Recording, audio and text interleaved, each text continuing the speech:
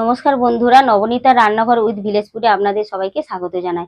প্রতিদিনের মতন আজকেরও একটা রেসিপি নিয়ে হাজির হয়েছি আপনাদের সামনে। সেটি হলো মাছের তত্তরা। বাড়িতে দেখবেন ফ্রিজের মধ্যে কয়েক পিস মাছ রয়েছে। এই অল্প কয়েক পিস মাছ দিয়ে আপনি সকলকে একটা সুন্দর রেসিপি করে খাইয়ে দিতে পারেন। খেতেও যেমন সুন্দর, উপকরণও কিন্তু কম লাগে। যে উপকরণগুলি লাগবে সেই উপকরণগুলো আমি নিয়েছি, সেগুলো আমি দেখিয়ে দিচ্ছি। উপকরণগুলি হলো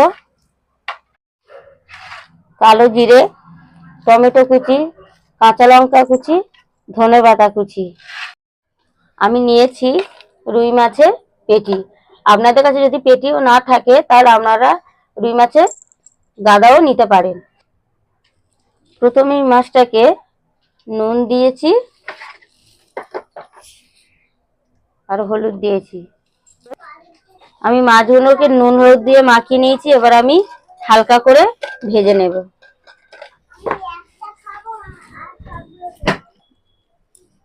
আমার কড়া গরম হয়ে গেছে, এবার আমি দিয়ে দিচ্ছি সর্ষের তেল।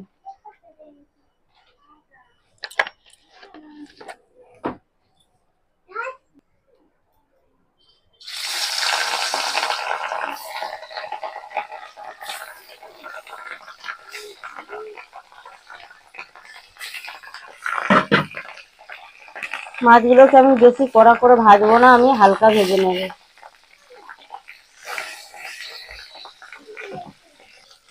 আমার একদিক ভাজা হয়ে গেছে, আমি আর একদিক ভেজে নেব।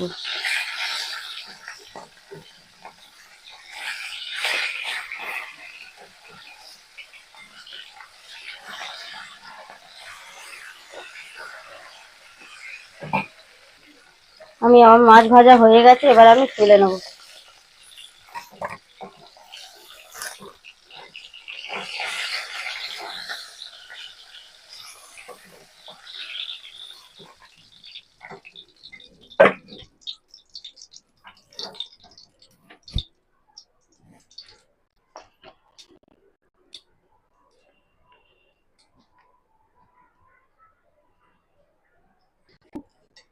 এইবার আমি দিয়ে দেব ফোড়নে কালো জিরে, দিয়ে দেবো টমেটো কুচি। টমেটো একটু নরম হবে, তারপরে আমি দেব কাঁচা লঙ্কা কুচি। এবারে এর মধ্যে আমি দিয়ে দিচ্ছি কাঁচা লঙ্কা কুচি, দিয়ে দেব স্বাদ মতো লবণ, দিয়ে দিচ্ছি হলুদের গুঁড়ো, অল্প একটু লঙ্কার গুঁড়ো। যেহেতু আমি কাঁচা লঙ্কা দিয়েছি, আমি তাই বেশি লঙ্কার গুঁড়ো দিলাম না। এবার এটাকে আমি ভালো করে নাড়তে থাকবো। গ্যাসের সিমটা কিন্তু কমিয়ে দেবেন, দিয়ে ভালো করে না নাড়লে টমেটোগুলো মাখা মাখা হবে না। আর দিয়ে দেবো অল্প করে একটু কাশ্মীরি লঙ্কার গুঁড়ো, কালারটা তাহলে সুন্দর আসবে। এর মধ্যে দিয়ে দিচ্ছি অল্প একটু চিনি।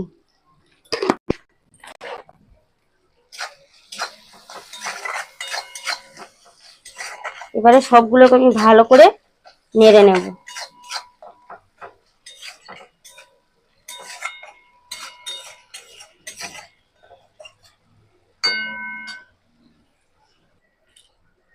হালকা করে ভেজে রাখা মাছগুলো এবার আমি দিয়ে দিচ্ছি। এই মাছগুলো দিয়ে মাছ আর মশলা আমি একসাথে ভালো করে নেড়ে নেব।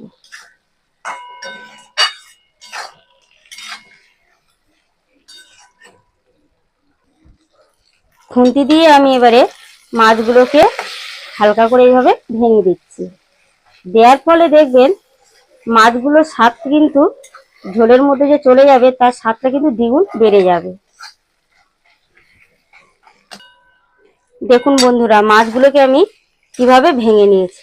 দেখুন,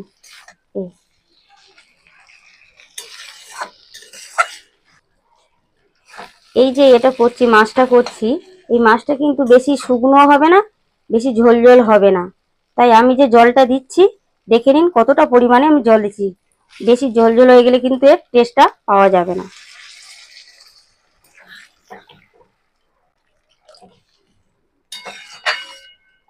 দেখুন কতটা আমি জল দিলাম। এইবার আমি একটু হালকা করে চাপা দিয়ে দেব। আমি ঢাকাটা খুলে আমি দেখে নেব কিরকম হয়েছে। এই দেখুন আমার হয়ে গেছে। এবার আমি একটু গ্যাসটাকে কমিয়ে দিয়ে আমি যে ধনেপাতা কুচি করে রেখেছিলাম এগুলোকে দিয়ে দেবো।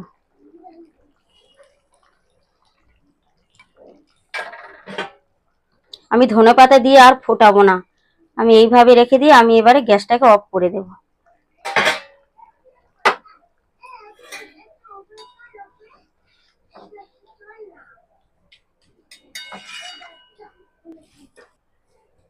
আমার হয়ে গেছে, আমি এবারে এটাকে নামিয়ে নিচ্ছি।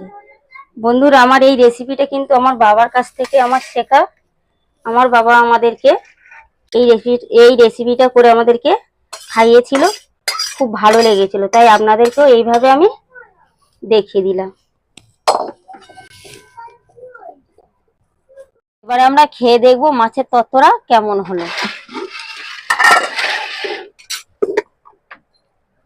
না দাও, প্লেটটা দাও।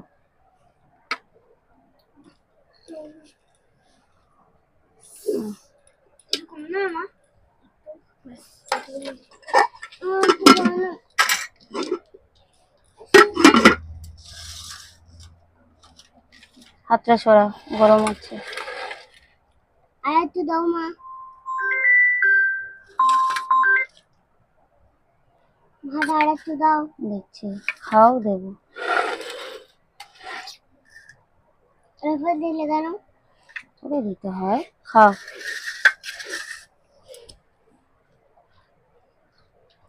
না, খেয়ে দেখো, খেয়ে দেখো। না, ওহো, বলো বলো বলো বলো, মুখে বলো। দারুণ।